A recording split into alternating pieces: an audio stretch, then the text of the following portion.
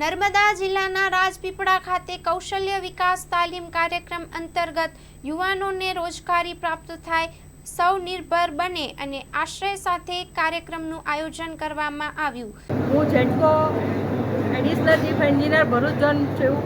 જેટકો એ transmission company છે ગુજરાતની અને દેશમાં નંબર 1 છે અને જુદી જુદી CSR એક્ટિવિટીઓ દર વર્ષે કરવામાં આવે છે.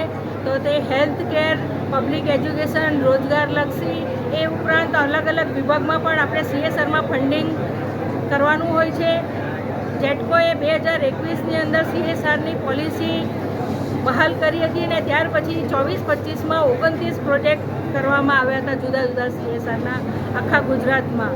આ રાજપીપળાની અંદર એટલે નર્મદા જિલ્લાની અંદર શ્રી રમેશચંદ્ર ચેરિટેબલ ટ્રસ્ટ જ્યારે એક ઓફર આપવામાં આવી તો જેટકો દ્વારા 1,96,00,000 રૂપિયા એમને વિવિધ SC, ST અને SEBC કક્ષાના જે યુવાનો છે એને રોજગાર મળે, આજીવિકા મળે, આત્મનિર્ભર મળે એટલા માટે એનું પ્રોવિઝન કરવામાં આવ્યું અને એની ચાલી રહી છે પ્રક્રિયાઓ. એમને શુભેચ્છાઓ. આ ટ્રસ્ટ પણ આગળ પ્રગતિ કરતું રહે તથા યુવાનો પણ પ્રગતિ કરતા રહે. અસ્તુ. જય હિન્દ. આપનું નામ? મારું નામ પન્ના દિવાંગ નાયક છે.